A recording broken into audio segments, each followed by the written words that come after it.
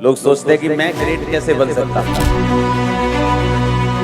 मैं तो 10वीं पास हूँ। आप इस तरह अपने आप को देख सकते हैं जिस तरह आपकी लाइफ चल रही है, जिस तरह का आपका बैकग्राउंड है, जिस तरह के घर में आप पैदा हुए हैं, लेकिन परमेश्वर आपको ऐसा देख रहा है जैसा आप कल होंगे। उसने तुझे ग्रेट होने के लिए बुलाया।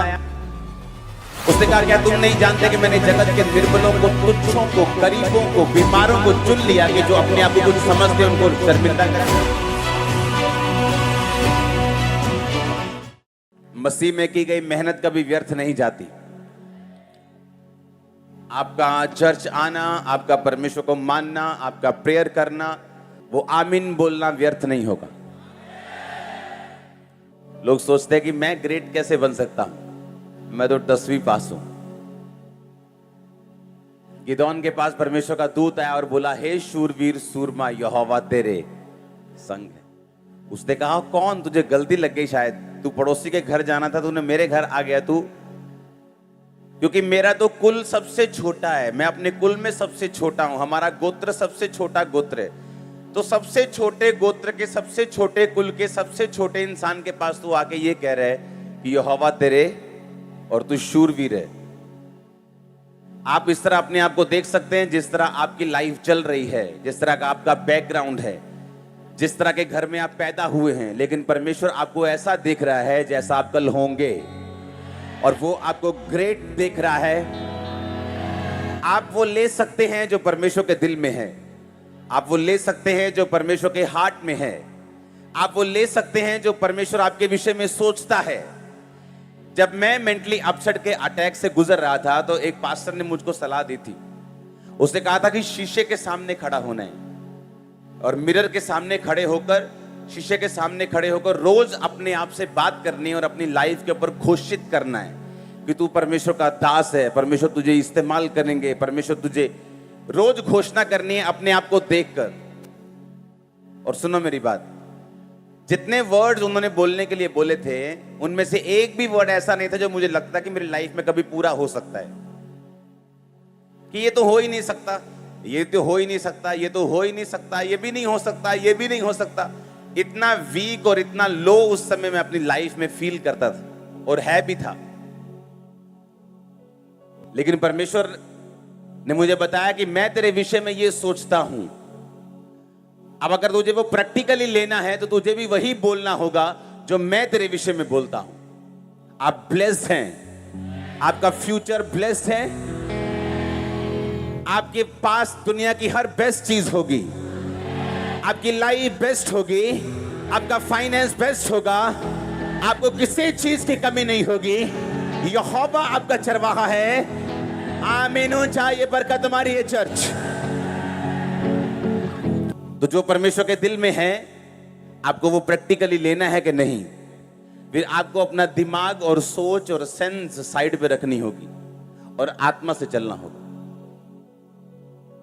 सोच आपको डराएगी, सिचुएशंस आपको धमकाएंगी, लेकिन आपको अपना ध्यान वर्ड के ऊपर रखना होगा। जो वचन कहता है वो ही फाइनल है।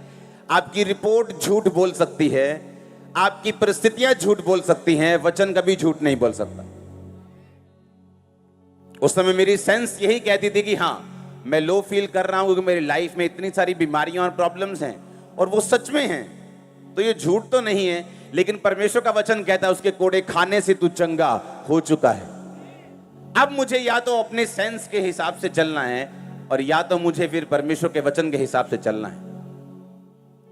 अब फैसला मुझे करना है कि मुझे अपनी सेंस देखनी है, जो दिमाग कहता है वो देखना है, या जो परमेश्वर का वचन कहता है वो देखना है। ऊंची आवाजें बोलो हालेलुया। जो कुछ परमेश्वर के दिल में है उसको नीचे उतारने का एक तरीका है। आमीन। और इसीलिए आप चर्च में आए हैं कि उस तरीके को आप सीख सकें। हम चर्च में इसलिए नहीं आए कि हम क्रिश्चियन हैं और हमें एक आज्ञा मिली है कि संडे के संडे चर्च जाना है, तो इसीलिए हम चर्च में आए हैं। अब परमेश्वर के दिल में क्या है? वो कहता तुझे घटी नहीं होगी, मेरे मार खाने से तू चंगा हो चुका है, उसने तुझे ग्रेट होने के लिए बुलाया, उसने कहा क्या तुम नहीं जानते कि मैंने जगत के निर्बलों को, तुच्छों को, गरीबों को, बीमारों को चुन लिया कि जो अपने आप को कुछ समझते हैं उनको शर्मिंदा करें। तो जो कुछ परमेश्वर ने आपके लिए चुना है, मैंने कहा परमेश्वर आपको स्पिरिचुअल तरीका भी देता है उसको पूरा करने का। इसलिए बाइबल कहती है मसीहत क्या है? एक लड़ाई है। तुम मसीह में हो तो लड़ाई के नीचे हो, और हमारी लड़ाई शैतान के साथ नहीं, किसी पार्टी के साथ नहीं, किसी धर्म के साथ नहीं, किसी समाज के साथ नहीं, किसी मिशन के साथ नहीं, बल्कि शैतान के साथ। और परमेश्वर ने कहा कि मेरे सारे हथियार बांध लो ताकि तुम बुरे दिनों का सामना करके सब कुछ पूरा करके स्थिर रह सको। अब परमेश्वर आपको हथियार भी देता है, वो आपको तरीका भी देता है इसको समझने का। 2004 में जब मेरे को मेंटली अपसेट के अटैक हो रहे थे, तो देखो परमेश्वर ने मुझे कोई ऐसा केस नहीं था जो मुझसे मैच करे, या मुझे ऐसी कोई टेस्टिमनी नहीं मिल रही थी जो मेरे साथ मैच कर सके कि मैं भाई मेरे को भी ये प्रॉब्लम थी, तू ऐसा कर ले तू ठीक हो जाएगा। एक भी नहीं। और मेरी प्रॉब्लम क्या थी कि शैतान एक क्वेश्चन लेके आता था और मेरे दिल में डालता था, और उसके बाद मैं उस पर बहस करता था दिल में ही। और इस वजह से मेरा डिप्रेशन बढ़ता जा रहा था, क्योंकि हर वक्त मैं अंदर सोचता रहता था और शैतान की बातों का जवाब अंदर मन में देता था। जबकि बाइबल कहती है शैतान जब आपके दिमाग में कोई क्वेश्चन डाले, उसका जवाब दिल में नहीं मुंह पे होना चाहिए। और यह बात समझने में मुझे टाइम लगा। और फिर एक दिन जब मैंने वचन पढ़ा तो वचन में लिखा था, अपने मन की बातें खोलकर यहोवा से कहे। और यह मेरे लिए एक दवाई थी। सुनो, अपनी मन की बातें खोलकर किससे कहे? कि अपने मन में उधड़बीन लगा रहे। तो पवित्र आत्मा ने मुझे समझाया कि आज के बाद जब भी शैतान तेरे पास आए तो मन में उसके साथ कभी भी बहस नहीं करनी, उसे बोलकर बताना है। और जो भी तेरे को दिक्कत हो उसे खोलकर शब्दों में पूरी तरह से फीलिंग समेत परमेश्वर को बताना है। वो दिन था और आज दिन है, कोई डिप्रेशन नहीं। लेकिन इसे सीखने में मुझे शायद कितनी बार 40 रोजे लगे होंगे, कितनी प्रेयर लगी होगी, कितना मैंने रोया होगा, कितना सीखा होगा, कितना इंटरनेट पे ढूंढा होगा। परमेश्वर ने वो जेन्युइननेस देखी, परमेश्वर ने वो हार्ट देखा कि ये छूटना चाहता है और मेहनत कर रहा है, और परमेश्वर ने छुटकारा किया। आप समझ रहे कि नहीं? तो परमेश्वर आपको आत्मिक हथियार भी देगा कि आप लोग उस सिचुएशन से छूट सकें जो आपको तंग कर रही, या जहां आप जाना चाहते हैं और परमेश्वर आपको लेके जाना चाहता है, वो आपको आत्मिक तरीके देगा जो चर्च में आप सीखते हैं। रोमियो 1 उसकी 11 आयत, क्योंकि मैं तुमसे मिलने की लालसा करता हूं कि तुम्हें कोई आत्मिक वरदान दूं जिससे तुम स्थिर हो जाओ।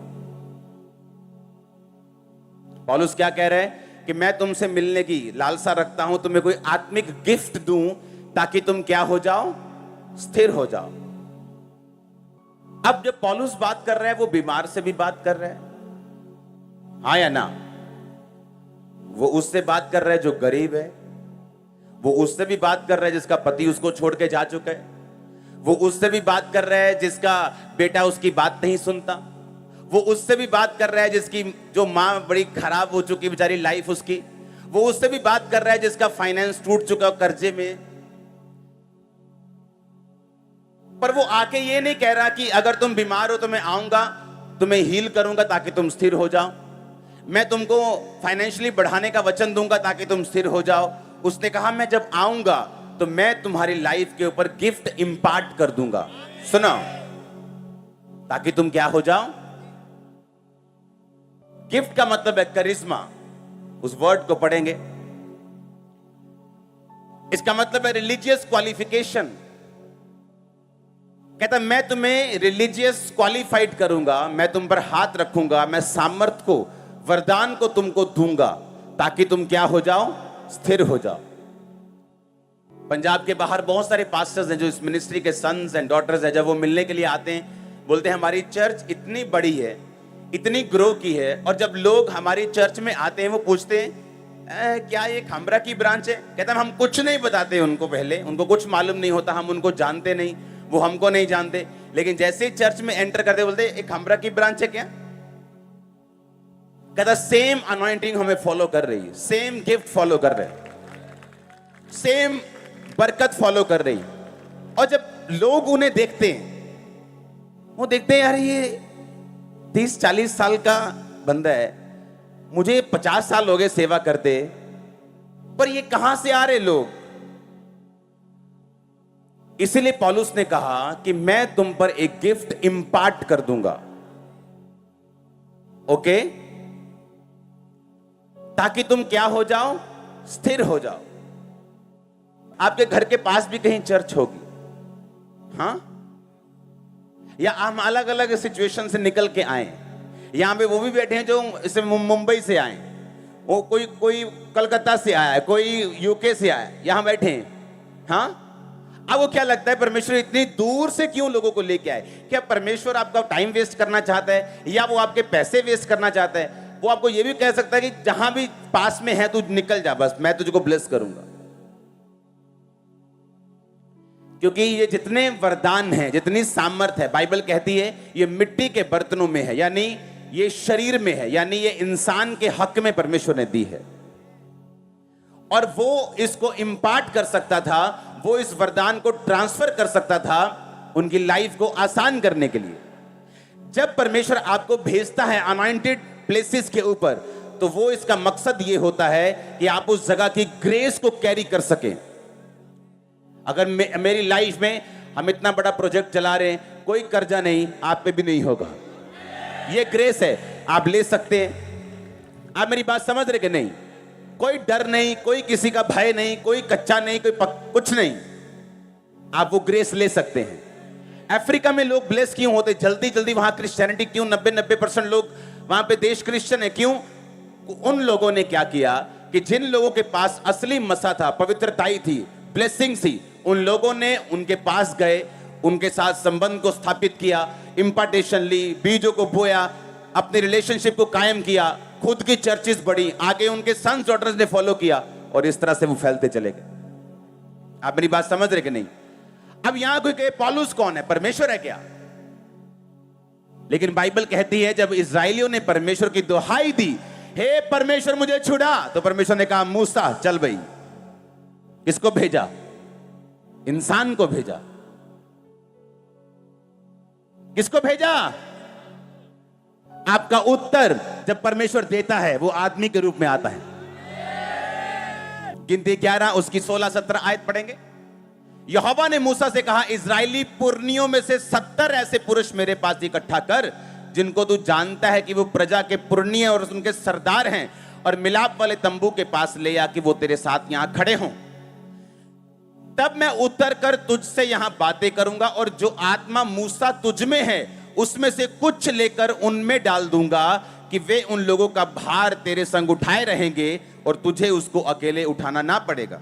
25 आयत को पढ़ेंगे इसके बाद। तब यहोवा बादल में से होकर उतरा, और उसने मूसा से बातें की, और जो आत्मा मूसा में था उसमें से कुछ लेकर 70 पुरनियों में समवा दिया, और जब वह आत्मा उनमें आया तब वे नबूवत करने लगे, परंतु फिर उसके बाद ना की, क्योंकि वो फुल स्पिरिट नहीं थी उनके अंदर मूसा की। लेकिन कुछ अंश मूसा का परमेश्वर ने लेके उन लोगों में क्या कर दिया? डाल दिया, ताकि वो मूसा के साथ मूसा के जैसे काम कर सके, और मूसा के भार को क्या कर सके? उठा सके। ये शुरू से चलता आ रहा है, ये नया नियम में नहीं है, या सिर्फ पुराने नियम में, शुरू से चलता आ रहा है। परमेश्वर ने अपने लोगों को यूज किया इंपार्ट करने के लिए। आमीन। कि बार लोग मुझसे पूछते हैं कि आपका ये स्पिरिचुअल सन है, ये इतना ज्यादा ऐसा नहीं लगता कि इसके पास इतने लोग होने चाहिए।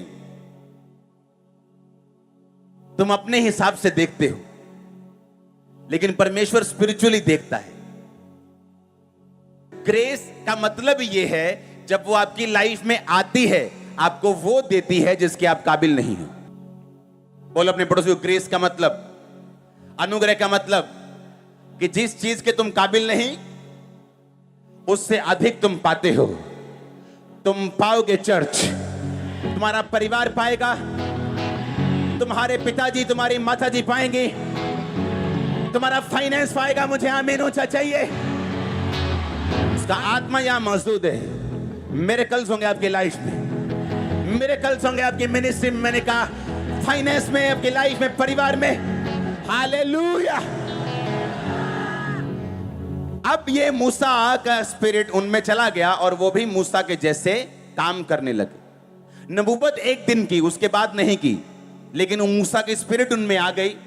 मूसा की तरह वो सोचने लगे, मूसा की तरह चलने लगे और मूसा के अधीनगी में काम करने लगे। और परमेश्वर ने मूसा के बोझ को हल्का कर दिया और 70 पुरनियों को थोड़ा थोड़ा बोझ दिया। आमीन। कई बार आप किसी सेवकाई में जब काम करते हैं, उनको समझाया जाता है कि बिल्कुल अपने मेंटर को फॉलो करो, अदरवाइज जब तक तुम्हारी सोच उसके जैसी नहीं है, तुम्हारा काम करने का तरीका उसके जैसा नहीं है, तुम्हारा मस्सा भी उनके जैसा नहीं होगा। ये राइट बात है। ये मैंने 10-10 साल लोगों को मिनिस्ट्री में काम करते देखा है, लेकिन अपने पास्टर से हट के चलते देखा है, और जो पास्टर की लाइफ में है उनकी लाइफ में बिल्कुल नहीं। परमेश्वर ने कहा मूसा मैं तेरी स्पिरिट से उनको टच करूंगा और जो तुझ में है उनमें थोड़ा थोड़ा दूंगा। और सेम पौलुस ने कहा कि जो कुछ मुझ में है मैं कुछ तुम्हारे अंदर इंपार्ट कर दूंगा ताकि तुम स्थिर हो जाओ। आमीन। तुम क्या हो जाओ? तुम स्थिर। और जब स्थिर आदमी होता है, स्थिर का मतलब दिखाएंगे यूनानी भाषा में स्टेरिजो, to turn resolutely in a certain direction. स्थिर होने का मतलब दृढ़ता पूर्वक एक दिशा में भागने लग जाना। आमीन। जब आदमी को यकीन हो जाता है कि परमेश्वर असली है, उसका गिफ्ट काम करता है, ब्लेसिंग्स काम करती हैं, रिजल्ट आने लगता है सेवकाई में, लाइफ में, फाइनेंस में, उसे मालूम हो जाता है ये परमेश्वर का हाथ है, पहले नहीं था अब है। बाइबल कहती है वो स्थिर होने लग जाता है और एक दिशा को भागने लग जाता है और डिस्ट्रैक्शन खत्म हो जाती। और आपको मालूम है जब आप स्थिर होके परमेश्वर की ओर भागने लगते हैं तो रास्ते में बहुत सी ब्लेसिंग्स, बहुत से इवेंट्स अनफोल्ड होते हैं आपके सामने, पर्दे हटते जाते हैं और वाओ वाओ आप करके आगे बढ़ते जाते हैं। ऐसा आपके साथ होता है। आमीन। मैं तुम्हें कोई आत्मिक वरदान दूं, करिश्मा दूं, गिफ्ट दूं, रिलीजियस क्वालिफाइड तुम्हें करूं, तुम्हें आत्मिक कोई पढ़ाई लिखाई दूं जिससे तुम स्थिर हो जाओ। और ये बात उसने बीमारों के लिए भी बोली, ये बात उसने उनके लिए भी बोली जिनके पति नशा करते हैं, ये बात उनके लिए भी बोली जिनके घर ब्रेक हो चुके, टूट चुके हैं। यानी जब तुम आत्मा में बढ़ोगे, तुम वरदानों में बढ़ोगे, तुम अच्छे लोगों की संगति करोगे, तुम अच्छी कलीसिया में जाओगे, तो ये इंपार्टेशन तुम्हें स्थिर कर देगी। अगर आप इस समय बैठे हैं, चाहे मैं आप पे ले हैंड ना भी करूं, तभी आप उस स्पिरिट को फॉलो कर रहे हैं जो मैं आपको बता रहा हूं। आपको मालूम, आप सेम स्पिरिट को ले रहे हैं, आप सेम बपतिस्मा ले रहे हैं, आप सेम आत्मा को पी रहे हैं जो यहां बह रहा है। मेरा फिजिकली आपको टच करना इतना जरूरी नहीं जितना मेरा बोलना और आपका सुनना जरूरी है। इसलिए ब्रांचेस में जरूरी नहीं मैं फिजिकली जाऊं, वहां हजारों लोग हैं, अगर वो हैं तो उनका एक मकसद है। अगर परमेश्वर ने आपको बुलाया किसी ब्रांच में, वो किसी भी शहर, किसी भी देश की हो, उसका एक मकसद है, वो आपको तैयार करेगा एक खास टाइम के लिए। नहीं तो आप घर में बैठ के भी ऑनलाइन देख सकते हो, लेकिन ब्रांच में बुलाने का मकसद क्या है? वो आपको प्रिपेयर करे, वो ग्रेस दे, वो करिश्मा दे, वो आपको स्थिर करने के लिए वो इंपार्टेशन दे। आप मेरी बात समझ रहे कि नहीं? उसने कहा मैं तुम्हें कोई आत्मिक वरदान दूं जिससे तुम स्थिर हो जाओ, तुम भाग सको एक दिशा में। और सबसे जरूरी क्रिश्चियनिटी में क्या है? एक दिशा में भागना। लोग ऐसे ऐसे भागते हैं, हाँ, कभी इधर चले गए, कभी दारू पीने चले गए, कभी लड़की के पीछे भाग गए, वो इस तरह से भागते हैं। और पौलुस कहता जिनके जिंदगी में आत्मिक ब्लेसिंग्स हैं वो सीधा भागते हैं। और इसीलिए जो लोग अनॉइंटेड संगतियों में जुड़े हुए हैं वो सीधा भागते हैं। उन्हें पूरा यकीन होता है कि परमेश्वर असली है। आमीन। और यही सारी, यही सब कुछ, यही गेम है बोलो तो। जब आपका फेथ हाई हो गया और आप एक दिशा में भागने लग गए, आप इमेजिन नहीं कर सकते आगे क्या रखा हुआ। परमेश्वर ने कहा दाऊद को, मैंने तुझे ये दिया, राज्य दिया, शाऊल का राज्य दिया, उसका परिवार दिया, और अगर ये थोड़ा था, मैं अभी भी तेरे को बहुत कुछ देने वाला था। पर दाऊद को पता थी ये बात? उसको नहीं मालूम थी। उसको तो सिर्फ बैतशेबा की सुंदरता दिख रही थी उस टाइम। जब तक वो सीधा भागता रहा, उसको ब्लेसिंग मिलती रही। जैसे ही उसने अपना मुंह टेढ़ा किया, लाइफ टेढ़ी हो गई। क्योंकि ये सारी हीलिंग, ये सारी डिलीवरेंस, ये प्रोफेसी, ये आत्मा की सामर्थ्य, डेमोन्स्ट्रेशन इसलिए है कि आप पवित्रता में आगे भाग सके। इसका मेन मकसद ये होना चाहिए। और जब आप भागना शुरू कर देते एक दिशा की ओर, दैट्स इट, मकसद पूरा होता है प्रभु का। क्योंकि उसके बाद अपने आप ऑटोमेटिकली परमेश्वर का किंगडम आपके लिए काम करना शुरू कर देते हैं। ऑटोमेटिकली आपकी फैमिली सेव हो जाती, ऑटोमेटिकली आपका फाइनेंस बढ़िया होना शुरू हो जाता है, क्योंकि आप उस दिशा में भागने लग जाते हैं। कोई नहीं कहते मैं प्रभु से प्यार करता हूं और जो अपना टाइथ ना देता हूं, जो बीज ना बोता हो, गरीबों की हेल्प ना करता, वो नहीं करता प्यार प्रभु से। झूठ बोल रहे हो। वो भी सीख रहे हैं, वो भी अभी वो भी कंफ्यूज्ड है, अभी भी वो सिस्टम को समझा नहीं है, अभी भी वो ये नहीं जानता कि आत्मिकता है, जो स्पिरिचुअल किंगडम है, जो राज्य है परमेश्वर का, वो किस रीति से काम करता है और किस तरह से आपको बढ़ाता है। हालेलुया। और जब ये समझ आती है और आप एक दिशा की ओर भागते चले जाते हैं, इसलिए जो बढ़ते चले जाते हैं वो बढ़ते ही चले जाते हैं। क्यों? उनको समझ आ गई। जब शैम्पू बनाने का फार्मूला आ गया, तो चाहे एक ड्रम बनाओ, तो चाहे 50 टैंकर बना दो, क्योंकि फॉर्मूला समझ आ गया। हाँ, समझ आई कि नहीं? जब आपको स्पिरिचुअल फॉर्मूला समझ आ गया कि ये फॉर्मूला है और ये तरीका है, उसके बाद आप कितना बढ़ना चाहते हैं ये आप पे निर्भर करता है। और इसीलिए जो लोग बढ़ना शुरू करते हैं वो फिर बढ़ते ही जाते हैं। लेकिन हमें क्या करना होगा? हमें एक ही दिशा में भागना होगा। आत्मिक चीजें आपकी हेल्प करती हैं। आत्मिक संगति, अनॉइंटेड संगति, गिफ्ट वाली संगति आपकी हेल्प करती है सीधा भागने के लिए। आमीन। जब आप प्रार्थना में बैठे प्रभु से अभिषेक मांगे, जब आप प्रार्थना में बैठे परमेश्वर से गैर भाषाओं को मांगे, वरदानों को मांगे, सामर्थ को मांगे, बुद्धि को मांगे। हालेलुया। और फिर क्या होगा? आप एक दिशा में भागना शुरू करेंगे, आपकी लाइफ मजबूत होगी, विश्वास मजबूत होगा, आप भागेंगे और किंगडम अपने आप काम करेगा। आप जब अमेरिका का ग्रीन कार्ड लेते हो तो आपको अलग अलग जगह चीजें अप्लाई करने की जरूरत नहीं पड़ती। वो सारा कुछ ग्रीन कार्ड के नीचे आ जाता है। वो सिस्टम सारा ऑटोमेटिकली काम करना शुरू कर देता है। अगर फ्री मेडिकल है तो उसके लिए अलग अप्लाई करने की जरूरत नहीं पड़ती। भाई साहब पेट दर्द कर रहा है, मुझे फ्री दवाई चाहिए। आप सिर्फ जाते हैं, अपना कार्ड दिखाते हैं, दवाई लेते हैं। आप अगर आपको नौकरी नहीं है तो सरकार इतने डॉलर आपको हफ्ते के फ्री देती है, तो आपको अप्लाई करने की जरूरत नहीं, सिर्फ जाना है और लेना है, उसके बाद वो पेंशन लग जाती। कितने मेरी बात समझ रहे हैं? सेम आत्मिक किंगडम है। जब आप एक चीज समझ जाते हैं और अपनी लाइन पकड़ लेते हैं, उसके बाद फिर आपको बार बार अप्लाई करने की जरूरत नहीं, आप चलते जाते हैं और किंगडम ऑटोमेटिकली आपके लिए काम करना शुरू कर देता है। आमीन। आप समझ रहे हैं इन बातों को कि नहीं? मूसा ने कहा मेरा काम आसान करने के लिए मुझे 70 लोग, परमेश्वर ने कहा दे, मैं तेरी आत्मा लेकर उनमें समवाऊंगा, वो तेरी तरह सोचेंगे, तेरी तरह कार्य करेंगे। पौलुस ने भी सेम कहा कि जब मैं आऊंगा तो तुम्हें वरदान दूंगा, तुम्हारे सिर पे हाथ रखूंगा, वरदान तुम्हारे अंदर जाएगा जिससे तुम स्थिर हो जाओ, स्थिर हो जाओ, टर्न रेजोल्यूटली, एक जगह भाग सको, दृढ़ता के साथ एक ही दिशा में भाग सको और परमेश्वर से इधर उधर ना हो सको। वो आपको इतना ब्लेस करने वाला है। आप दिशा एक पकड़ेंगे और भागेंगे, हर डिस्ट्रैक्शन, शैतान की योजना नाश हो जाए। हर एक योजना जो शैतान की है यीशु के लहू से आज नाश हो, होली गोस्ट फायर से नाश हो।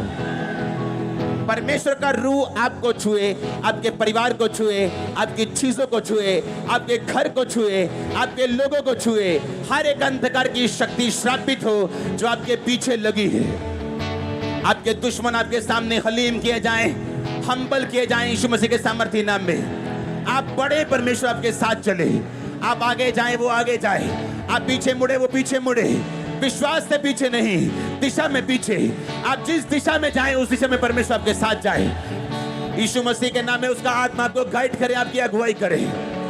हर एक शरीर की ताकत, हर एक वो ताकत जो प्रभु से दूर करते आपकी लाइफ से नाश हो यीशु मसीह के नाम में। आज सबकी स्पिरिट ओपन हो जाए, आत्मिक आंखें ओपन हो जाए।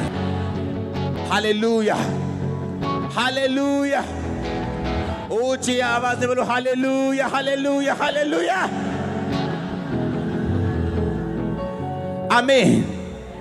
वो पौलुस ने बीमार को भी यही कहा कि मैं तुम्हें कोई वरदान दूं, तुम स्थिर हो जाओ। इसका मतलब वो हीलिंग होगी। उसने कहा गरीब को भी मैं तुम्हें वरदान दूं जिससे तुम क्या हो जाओ, स्थिर हो जाओ।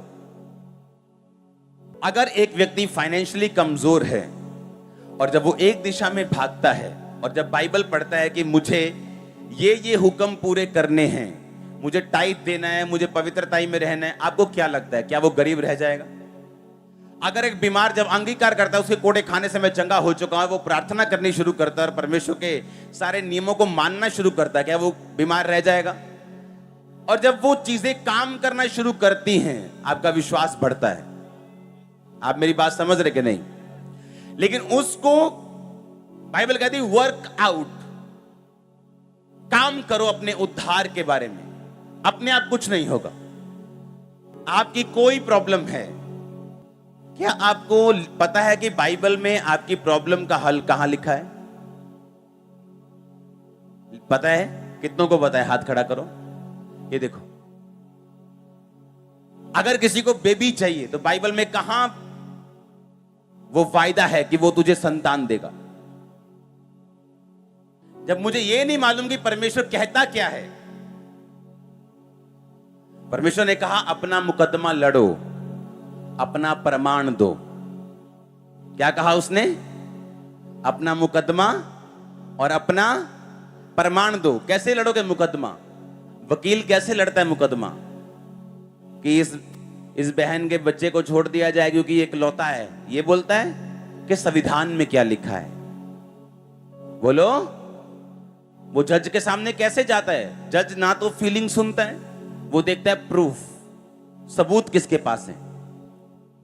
जज के साथ वकील आर्ग्यूमेंट्स करता है कि जज साहब संविधान में ये लिखा है तो इस लॉ के हिसाब से मेरे क्लाइंट को छोड़ा जाए या उसकी सजा कम की जाए या कुछ भी है। आपको अपने संविधान के बारे में मालूम है जो बाइबल आपके हाथ में है? ऐसे वकील हैं जो एक बार कोर्ट में जाने का 25 लाख रुपए लेते हैं। अगर एक बार आप चाहते हो कि वो आपको रिप्रेजेंट करे कोर्ट में, तो आप देखते हैं ना जब पॉलिटिशियन बड़े बड़े फंसते हैं तो उनके वकील जो होते हैं बड़े बड़े नाम वाले, 25 लाख 30 लाख एक बार जाने का उनकी फीस है। और ऐसे वकील भी हैं जो 2-4 हजार में भी आपका काम कर देते हैं। लेकिन जिनको संविधान की नॉलेज है, जो प्रैक्टिस कर करके पक चुके हैं, जिनको केसेस सॉल्व करने आते, उनकी वैल्यू ज्यादा है। आपको मालूम ही नहीं बाइबल में कहां लिखा है कि वो आपकी संतान को ब्लेस करेगा। आपको मालूम ही नहीं बाइबल में कहां लिखा है कि उसके कोड़े खाने से आप चंगे हुए हो, या वो आपको फाइनेंशियली स्टेबल करेगा, आपको ब्लेस करेगा, आपकी हड्डी के मॉइस्चर तक को वो हील करेगा, हड्डियां सूखने से बचाएगा। बाइबल में लिखा है ये भी, एक एक वर्ड लिखा है, लेकिन हमने ढूंढा ही नहीं। हमने कभी अपना मुकदमा लड़ा ही नहीं, हम कभी संविधान में गए नहीं। हमने बाइबल को ऐसी पुस्तक बना दिया जो एक रिलीजियस पुस्तक है, पर जिसमें से 2-4 शब्द कहीं से भी पढ़ लो परमेश्वर खुश हो जाएगा, हाजिरी लग जाएगी। इसका मतलब अभी तक हम अपनी पुरानी सोच से नहीं निकले, अभी तक हम अपनी पुरानी स्पिरिट से नहीं निकले। जिन लोगों से हम निकले हैं अभी भी वही चीजें हमें फॉलो कर रही हैं कि मत्ती को 10 बार पढ़ेंगे और हील हो जाएंगे। आप उसको 20 बार पढ़ लो, 25 बार पढ़ लो। बात 20 या 25 बार पढ़ने की नहीं, बात पढ़कर समझने की और स्पिरिट में ग्रहण करने की। जितनी शरीर में गर्मी ज्यादा है उतनी ही आत्मा में गर्मी आज ज्यादा है। हालेलुया। आप समझ रहे मेरी बात को कि नहीं? आपने फाइट की नहीं, आप आत्मिक रीति से चले नहीं। एक पास्टर के पास एक औरत आई, वो पास्टर प्रभु में सो चुके हैं, तो वो औरत आके बोली कि मैं 10 साल से प्रेयर कर रही हूं अपने हस्बैंड के लिए कि प्रभु मुझे इस तरह का हस्बैंड दे, पर मेरी प्रार्थना को प्रभु ने अभी तक सुना नहीं। उसने कहा क्या कैसा हस्बैंड चाहती है तू? उसने कहा अच्छा, अच्छे वाला, गुड हस्बैंड चाहिए। उसने कहा कैसा अच्छा? गिटार वाला अच्छा, कि सिंगिंग वाला अच्छा, कि प्रीचिंग वाला अच्छा, कि बिजनेसमैन वाला अच्छा? कौन सा वाला अच्छा? प्रभु को क्लियरली बताना होगा तुझे। किसी को मीडियम हाइट पसंद है, किसी को हाई हाइट पसंद है, क्या कौन सा? उसने पॉइंट्स लिखे, मुझे इस तरह का हस्बैंड चाहिए, वो टीचर ना हो, उसने स्पेशल लिखा, उसकी मर्जी थी, वो ये हो, वो ये हो, वो ऐसा हो, वो ऐसा हो, वो ऐसा हो, वो ऐसा हो, वो 10 पॉइंट लिख के उसने प्रेयर करनी शुरू की और बाइबल के वचन लिए। जैसा उसने प्रेयर की, एग्जैक्ट आदमी 6 महीने के उसके पास था, 6 महीने में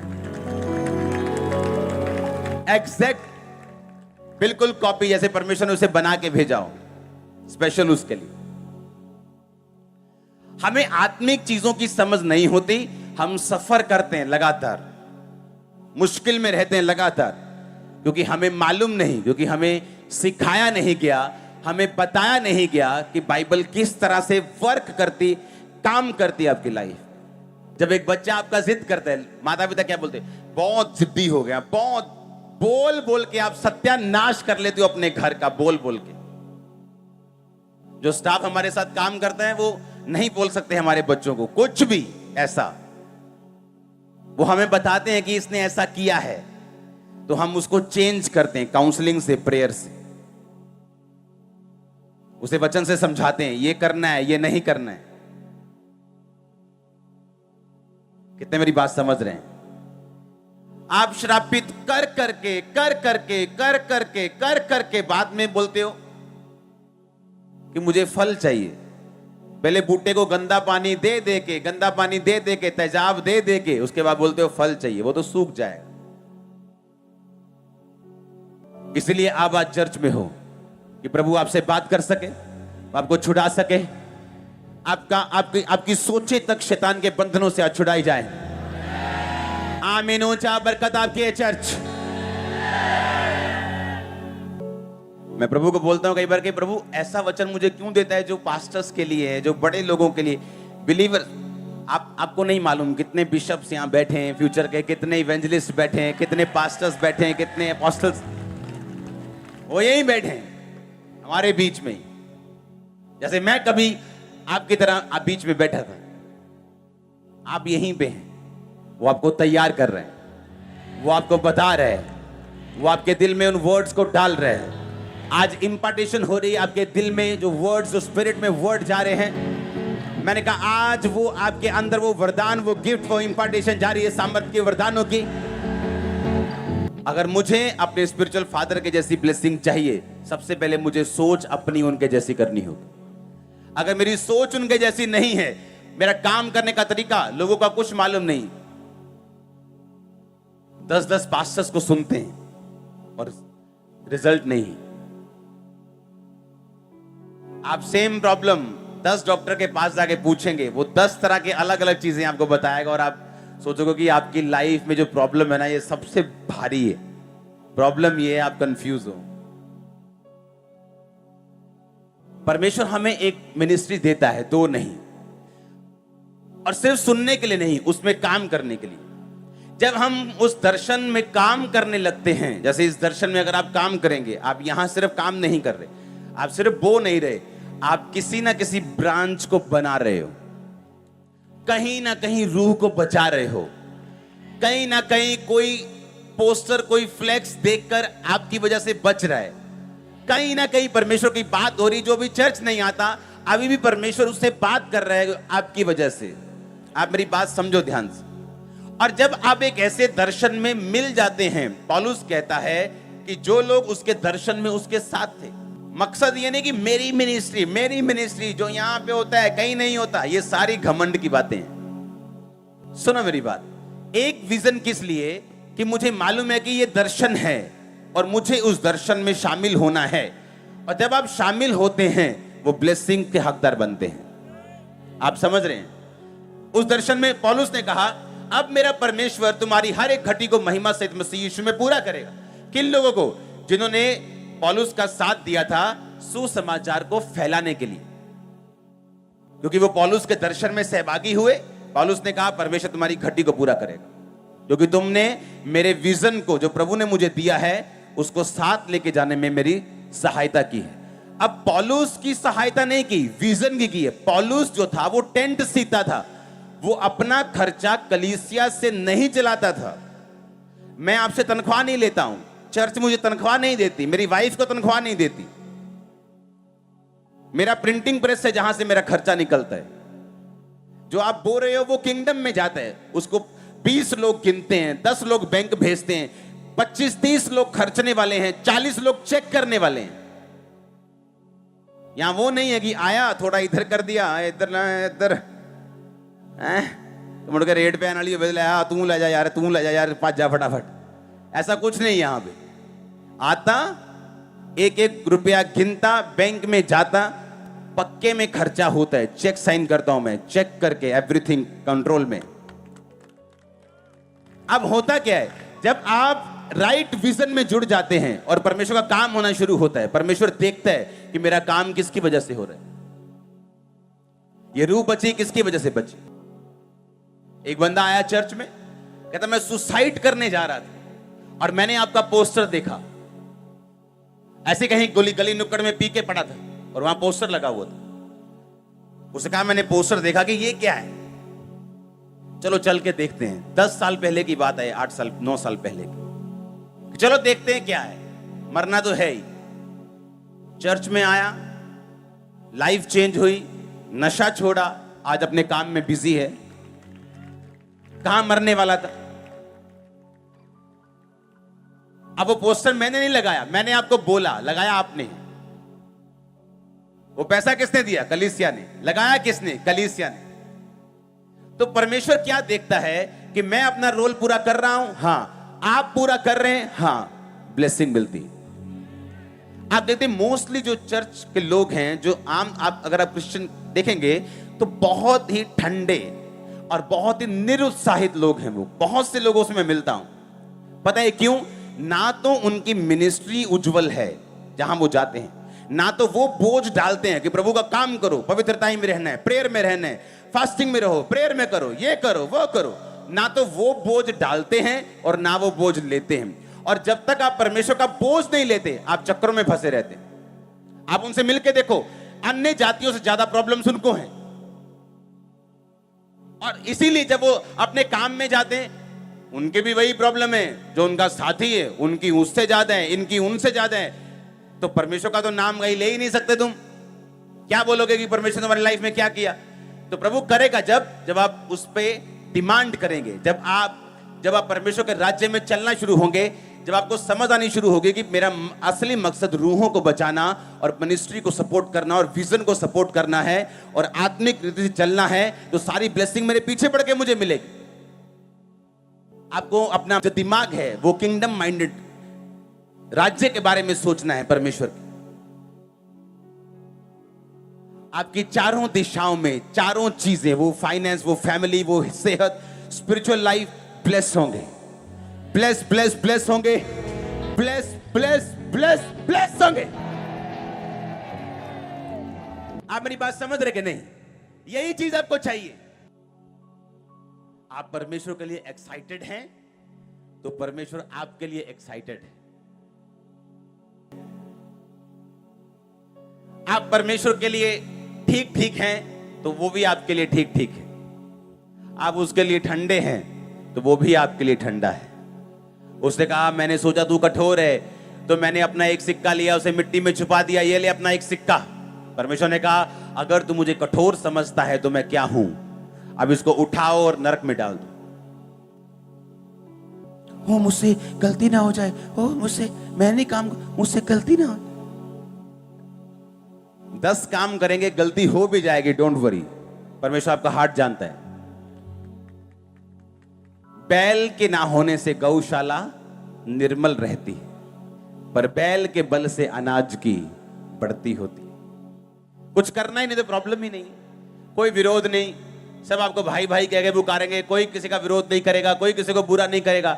आप शैतान के 10 जूतियां लगाओगे तो विरोध होगा, आप उसको भगाओगे तो वो बाहर जाके अपनी नाराजगी शो तो करेगा ही। हालेलुया। कितने इन बातों को समझ रहे हैं? जब आप परमेश्वर में बुलाए गए हैं, आप दृढ़ता पूर्वक एक दिशा में जाने के लिए बुलाए गए हैं। फोकस नहीं खोना है, इधर उधर डिस्ट्रैक्शंस हैं, पर दिमाग यीशु मसीह में रखना है।